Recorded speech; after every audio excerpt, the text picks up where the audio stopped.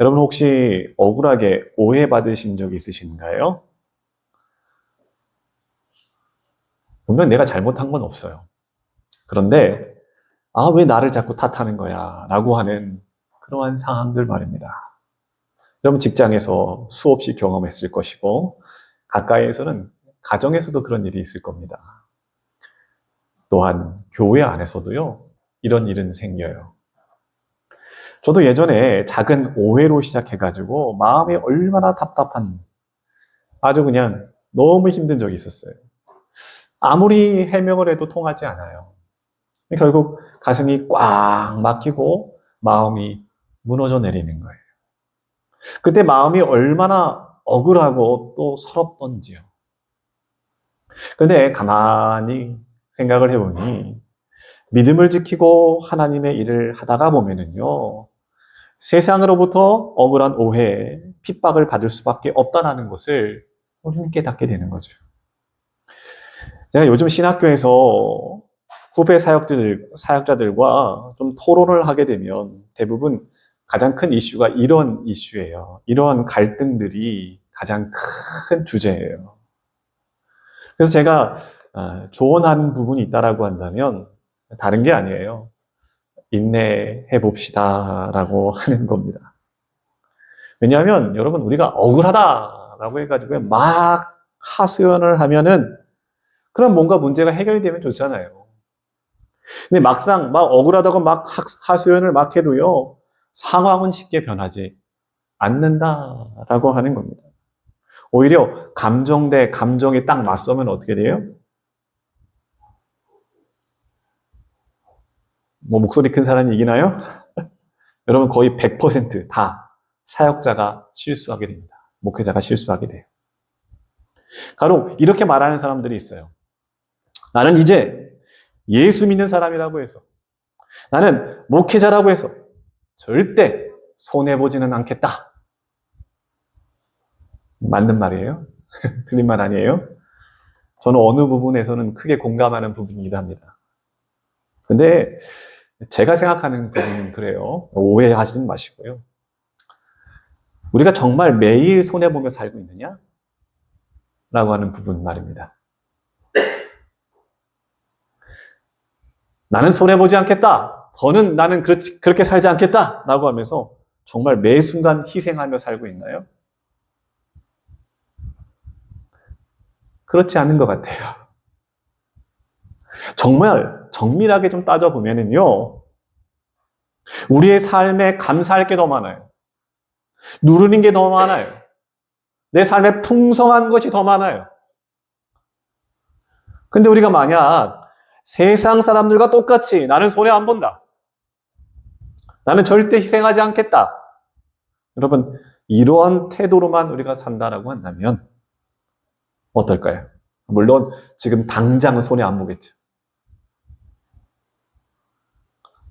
정작 우리를 바라보는 사람들이 있을 거 아니에요.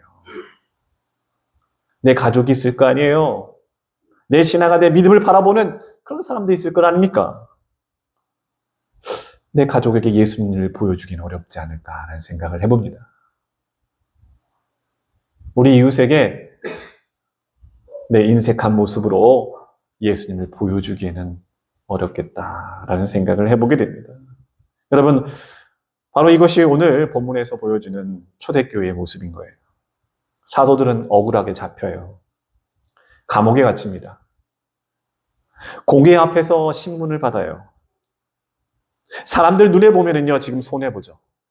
억울하죠. 그리고 두려운 상황입니다. 그러나 그들은 어떻게 고백하는지 아십니까? 사람보다 하나님께 순종하는 게 마땅하다라는 고백인 거예요. 여러분, 이 고백이 사도들만의 고백이 아니라 오늘 이 말씀을 듣고 있는, 특별히 이 오후 예배 가운데 여러분 말씀을 듣기 위하여 사모하여 나온 여러분, 우리의 고백이 되어야 되지 않겠느냐라고 하는 겁니다. 여러분, 그리스도인들에게는요, 늘 선택의 기로가 딱 둘로 갈라져요. 사람 눈치 보냐? 하나님 눈치 볼 거냐? 아닌 것 같으세요? 그러니까 오늘 이 이야기는 단순히 과거의 이야기가 아니라 그 초대교회만의 이야기가 아니라 오늘을 사는 우리에게 너무나 중요한 문제라는 거예요. 여러분 사도행전 5장의 말씀을 보세요. 초대교회가 놀라운 부흥을 경험하고 있습니다. 이 초대교회가 지금 무너지고 있는 상황이 아니에요. 지금 부흥하고 있는 그때입니다. 병든 자들이 일어납니다. 가난한 자들을 초대교회 모든 성도들이 함께 돕고 있습니다. 교회는 날마다 부흥을 경험하고 있습니다. 그런데 이런 기쁨과 은혜의 역사 속에서 반드시 따라오는 게 있었으니 그게 무엇입니까? 여러분 우리가 늘 겪는 거 시기, 미움, 질투 언제 온다고요? 여러분 교회가 정체되어 있으면 이런 거 없어요. 부흥하려고 해요? 내가 뭔가 뜨거워져요? 그러면 반드시 시기, 핍박이 따라옵니다. 여러분 대제사장과 사도들이 예수님의 이름을 전하면서 아주 큰 기적과 이적을 행하는 것을 봅니다. 그것을 보고 그들은 어떤 마음을 먹었다고요? 야, 복음이 증거되고 있구나. 하나님의 사람으로 말미암아 복음이 증거되고 있구나. 이게 아니에요. 마음에 질투가 있었다는 것. 결국 그들이 한 일은 무엇입니까? 사도들을 잡아다가 옥에 가둬버립니다. 여러분 한번 생각해 봅시다. 예수님의 이름을 전했을 뿐이에요. 뭐 큰 거 한 거 아니에요. 예수님 전했어요. 근데 감옥에 갇혀요. 여러분 이때 제자들의 마음은 어땠을까요? 우리랑 똑같지 않아요? 억울하죠? 두렵지요? 내가 이러려고 주의 종이 됐나? 이러려고 예수님의 제자가 됐나? 저는요, 포기하고 싶었을 것 같아요. 이 제자들의 마음 말입니다.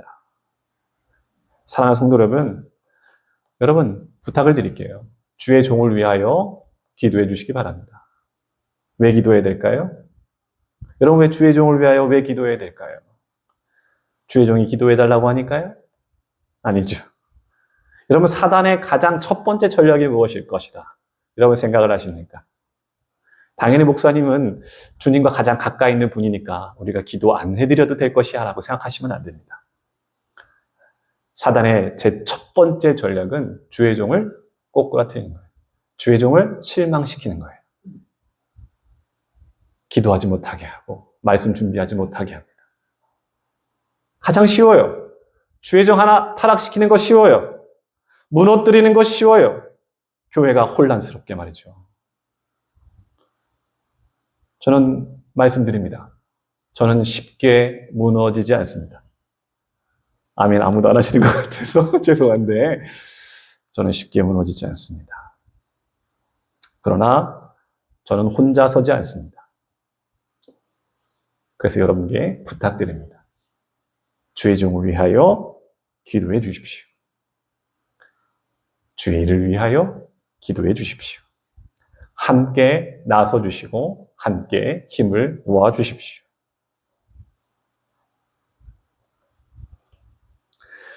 여러분 바로 그 자리인 거예요. 바로 그 자리에 하나님은 어떠한 일을 행하실까요? 오늘 그 이야기를 함께 나누고자 하는 겁니다. 오늘 본문은 바로 그 사건을 이야기하고 있어요. 우리 17절의 말씀을 같이 한번 볼까요? 우리 17절입니다. 함께 읽어볼까요? 시작! 대제사장과 그와 함께 있는 사람 즉 사두개인의 당파가 다 마음에 시기가 가득하여 일어나서. 여러분 17절에 보니까 대제사장과 그와 함께한 사두개인들 그들이 등장을 하는데 그들의 마음이 무엇으로 가득 차 있었다라고 오늘 말씀하고 있느냐? 시기심이네요. 시기심. 여러분 이 시기라고 하는 감정이 얼마나 무서운지 아세요? 그러니까 성경에서 사도들이 예수님의 말씀을 증거했을 때 이들이 화가 났다라고 하면 되는데 화가 났다라고 하지 아니하고 시기가 가득했다라고 표현한다는 거예요. 여러분 헬라어 원어의 표현을 보면요, 이거 정말 깊이가 있어요.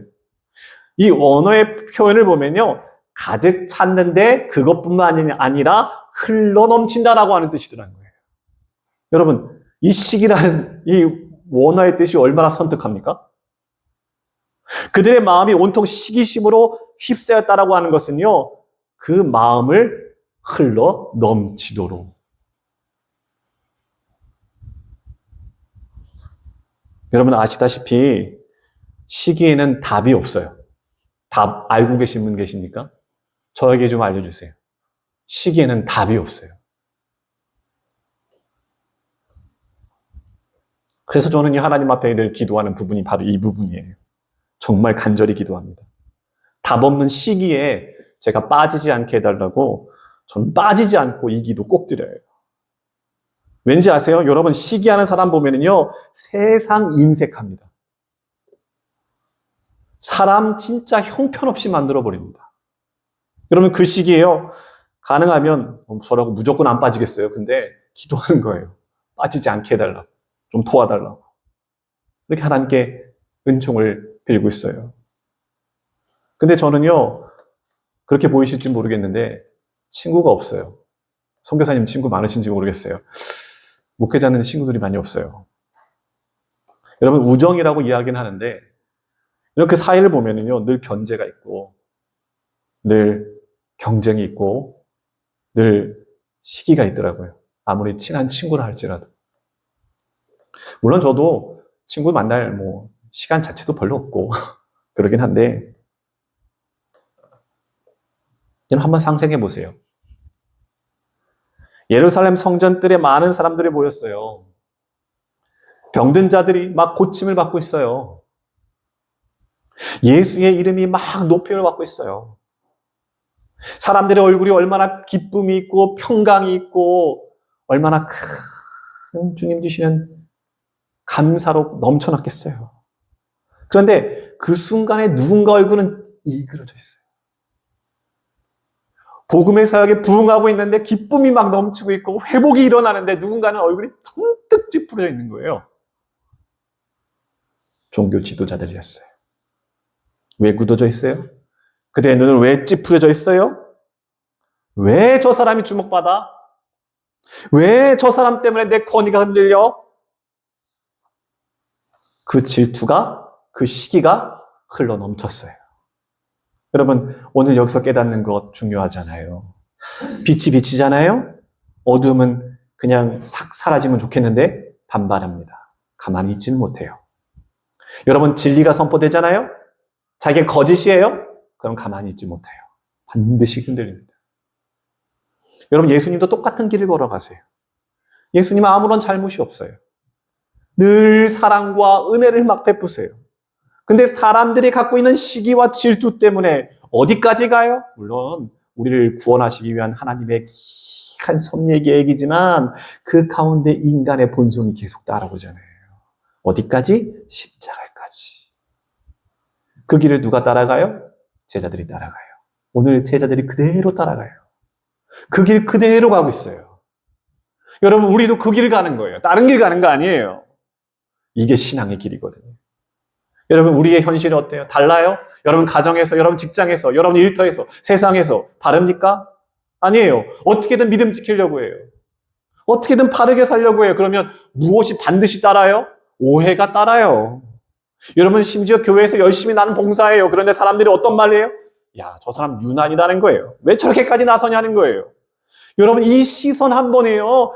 예수를 위해서 충성하는 사람들에게 얼마나 큰 상처가 되는지 몰라요. 얼마나 억울하고 얼마나 서운한지 몰라요. 근데 오늘 말씀에서 어떻게 이야기해요?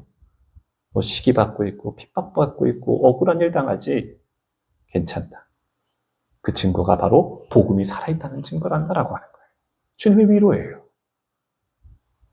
근데 그 위로가 참 가혹한데 그 결과가 무엇으로 나타나요? 감옥에 가요. 끝판왕에 여러분 마음에 얼마나 상처가 있어요. 그죠? 근데 우리는 감옥에까지는 가지 않는 것 같아요. 근데 사도들은 갇혀요. 감옥에 갇혀요.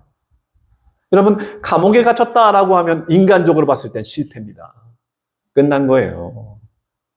근데 여러분 실패가 아니었어요. 오히려 하나님의 역사 가운데 세상에서 하나님의 일이 드러날 증거였다라고 하는 겁니다. 여러분 여기서 여러분 핍박받고 오해받고 좀 서운한 일 당하더라도 여러분 오늘 말씀에 힘을 얻으세요. 제일 먼저 여러분 하셔야 될 게 있어요. 낙심하지 맙시다.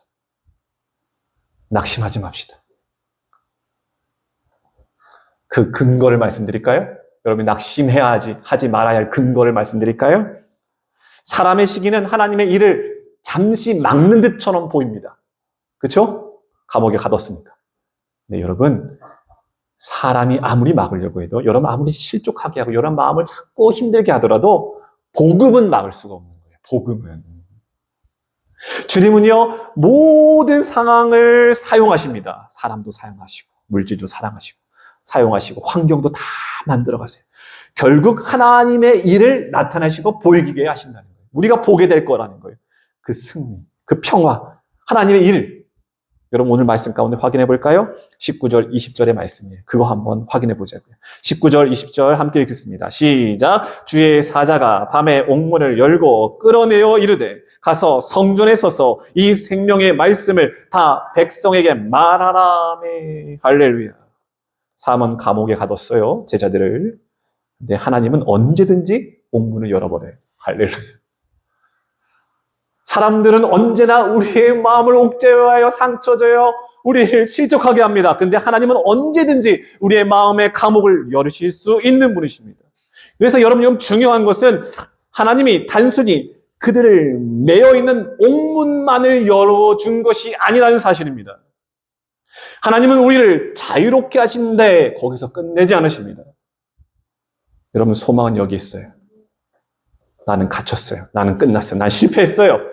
그럼 하나님 옥문을 여세요. 나를 자유를 주세요. 근데 나를 놓아주는데 끝내는 게 아니라 그에게 무엇을 맡기신다? 사명을 맡기신다는 거예요.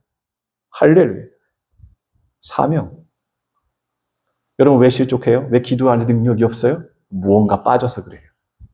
여러분 우리는 하나님이 주신 응답을 붙들었다고 한다면 그 응답이 자유. 내 기도 제목 하나 응답됐다. 여기서 그쳐서는 안 돼요. 주님의 음성을 들으셔야 돼요.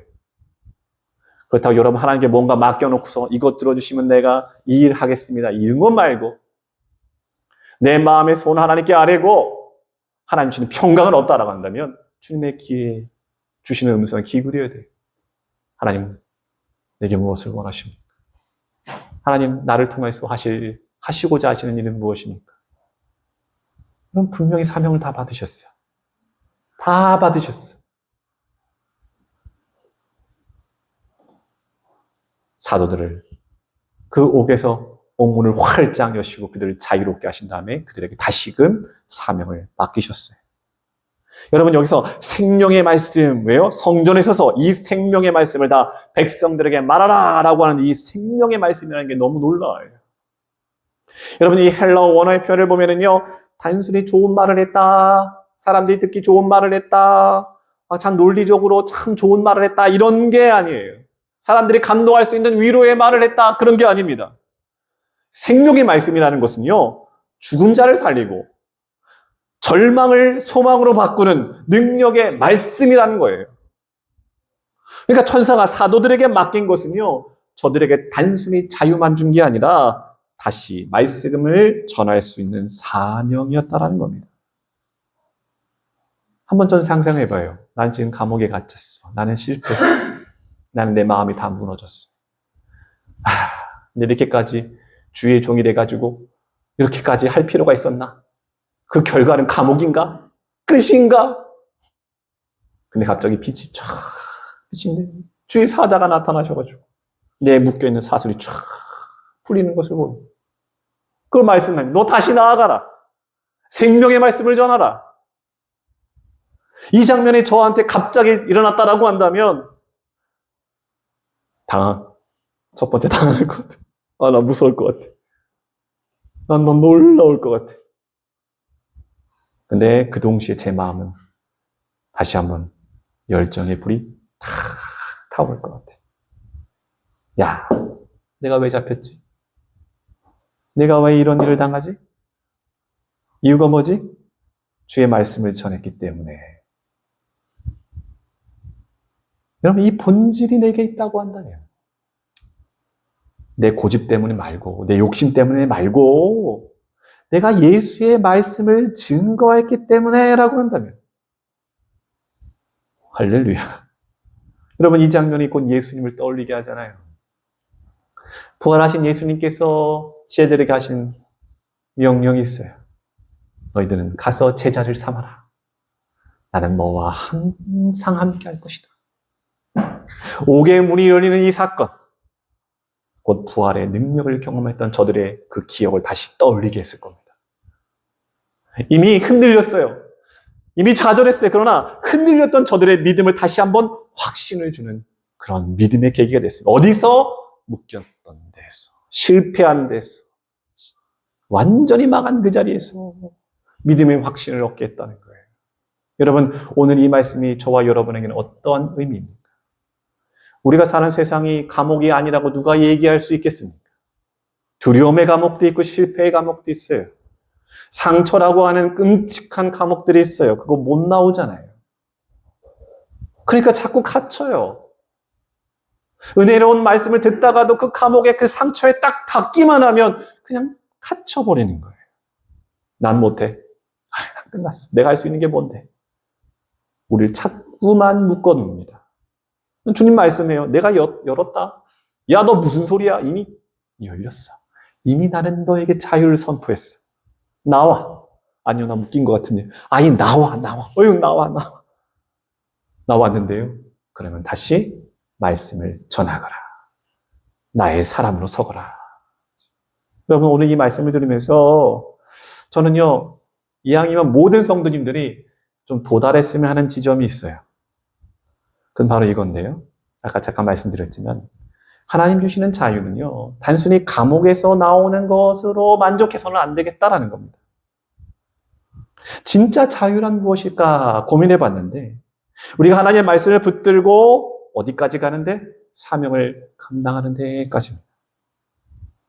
그러니까 사도들의 모습을 보면 옥에서 풀려나자마자 그들이 한 행동이 성전에 가서 뭐예요? 하나님의 백성들에게 말씀을 전했다라고 하는 겁니다.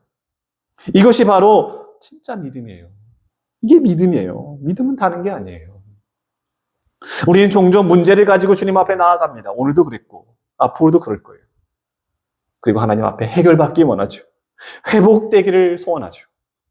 근데 문제가 해결이 돼요. 그 다음에 내 모습은 무엇이냐는 거예요. 볼일 다 끝났다. 라고 하고 뒤도 안 돌아보고 그냥 자기 갈 길을 가버리는 거예요. 여러분, 성경에서 보면 이런 장면이 그대로 기록되어 있는데 특별히 누가복음 17장에 보면은요, 예수님께서 10명의 나병 환자를 고쳐주는 장면이 기록됩니다. 그들 모두 다 해결받았어요. 그 중에 단 한 사람만 주님께 돌아와 감사하는 장면 기억하시죠? 주님께서 그들에게 말씀하십니다. 10사람이 다 깨끗함을 받지 않았느냐? 그 9은 어디 있느냐? 이 이방인 외에 하나님께 영광을 돌려오는 자가 없느냐 하시고 그에게 이르시되 일어나가라.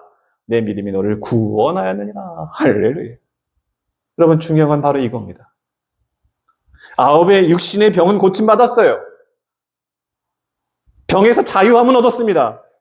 진짜 자유는 못 얻었어요. 오직 예수님께 돌아와 감사한 단 한 사람.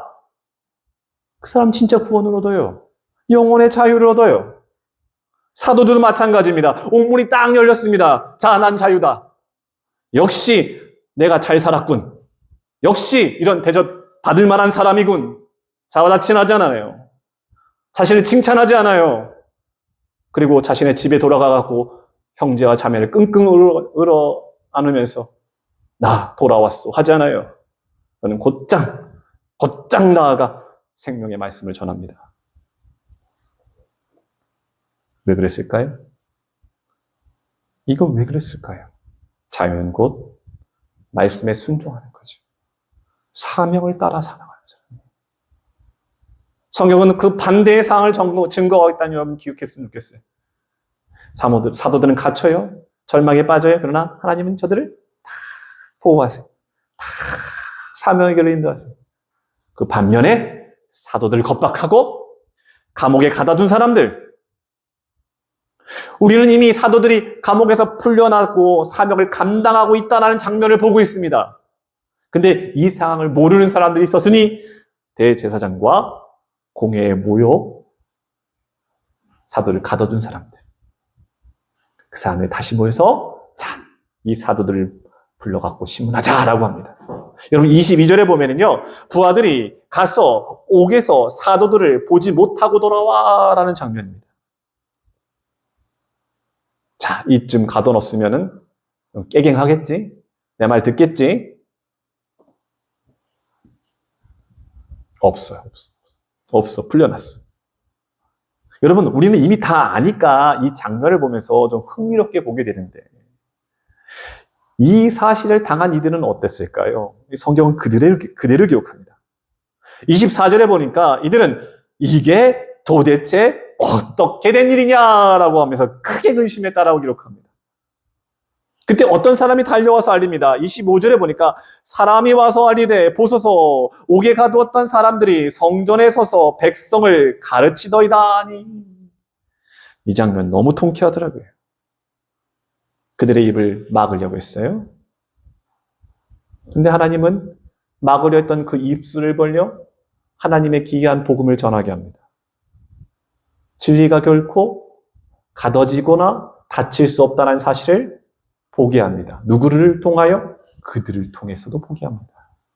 여러분 26절에 보시면 그 후에 성전 시위 대장이 사람들을 보내서 사도들을 다시 끌어옵니다. 이쯤 되면 니네 사도들 죽었어. 아주 그냥 느신 좁혀주마라고 할 것 같은데 그 누구도 폭력을 쓰지 못해요. 왜 그랬을까요? 백성들이 나서요. 백성들이 사도들을 존경하고 있었다라고 하는 겁니다.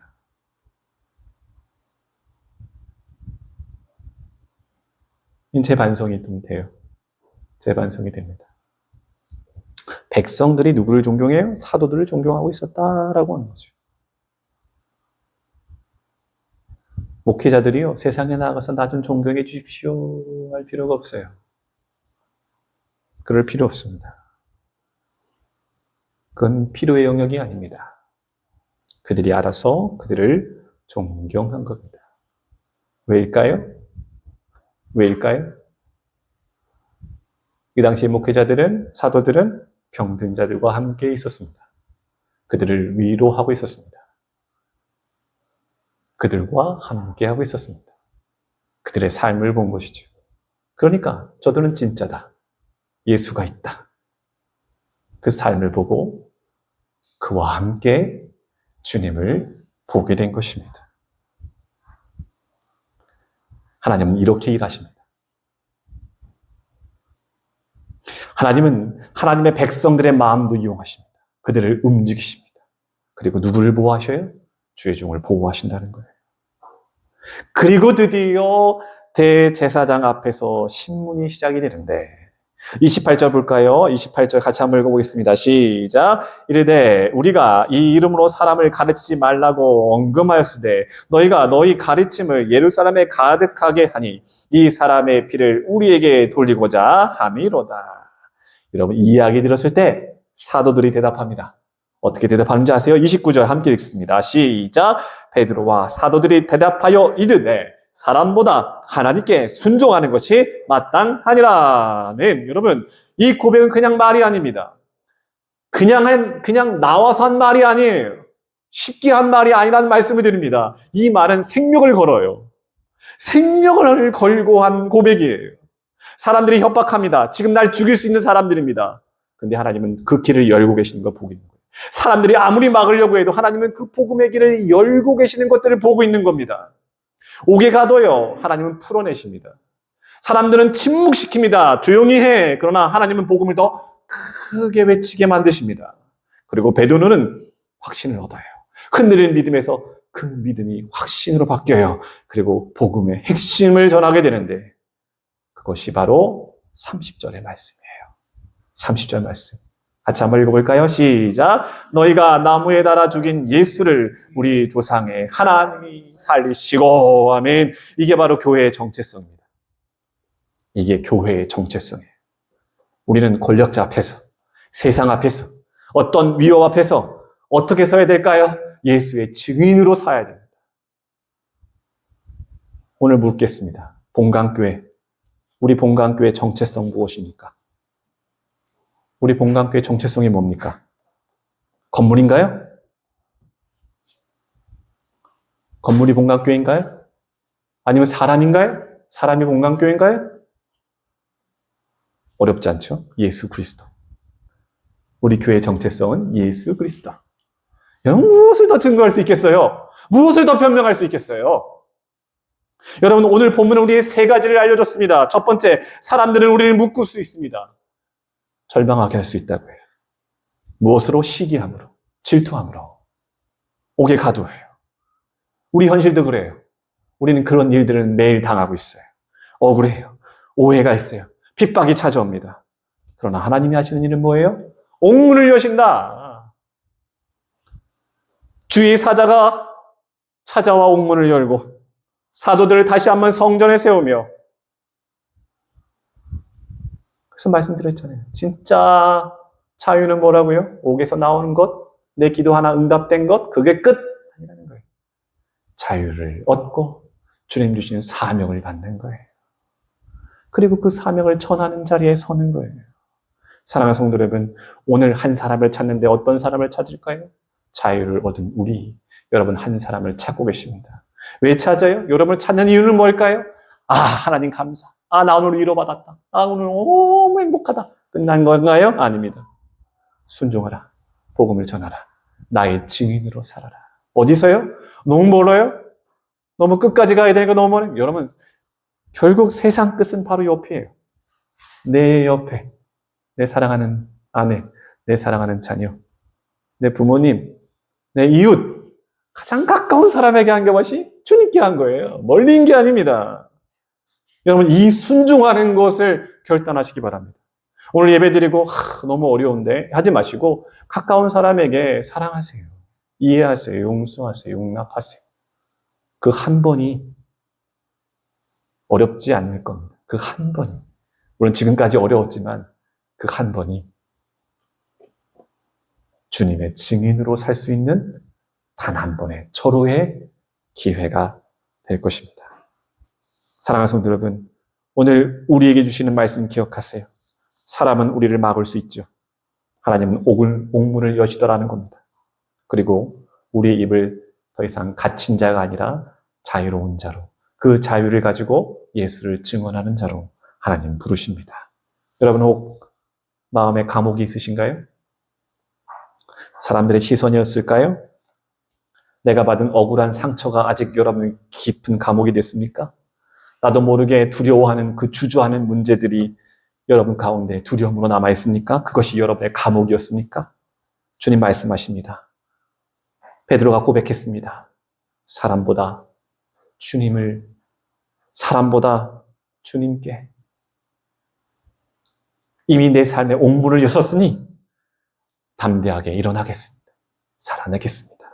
바라기는 오늘 이 말씀이 우리의 삶 속에서 실제가 되기를 주님의 이름으로 축복합니다. 기도하겠습니다. 거룩하신 하나님, 은혜를 감사합니다. 오늘 말씀을 통하여 우리에게 더더더 분명하게 말씀하여 주십니다. 사람은 우리를 묶을 수 있습니다. 오해합니다. 핍박을 줍니다. 그러나 주님은 옥문을 여십니다. 옥문을 모셔서 끝난 게 아니라 사명을 맡기십니다. 복음을 멈추지 않게 나를 붙드십니다. 주여, 우리는 종종 사람의 눈치를 보며 삽니다. 억울함 때문에 입을 닫고 살고 두려움 때문에 때로는 물러서기도 합니다. 그러나 오늘 말씀처럼 사람보다 하나님께 순종하는 것이 마땅하다. 이것을 우리가 깨닫사오니 우리를 붙잡아 주옵소서. 성령께서 우리에게 그 믿음의 담대함을 허락하여 주시고 우리의 입술과 삶을 통해서 예수 그리스도의 십자가 부활이 증거되게 하여 주옵소서. 이제는 사람의 말이 아니라 하나님의 말씀을 따르겠다라는 결단이 있게 하시고 사람의 눈치가 아니라 주님의 얼굴을 바라보게 하여 주옵소서. 사람보다 하나님께 순종하게 되게 하여 주옵소서. 주여, 오늘의 이 결단이 오늘뿐만이 아니라 우리의 일상의 그 자리에도, 가정에서도, 우리가 살아가는 일터에서도, 사랑하는 본강교회 안에서도 계속 이루어지게 하여 주옵소서. 예수님의 이름으로 기도드리옵나이다. 아멘. 할렐루야. 우리 찬송하는데요. 449장 찬송하겠습니다. 찬송가 449장입니다. 예수 따라가며. 찬송 449장입니다.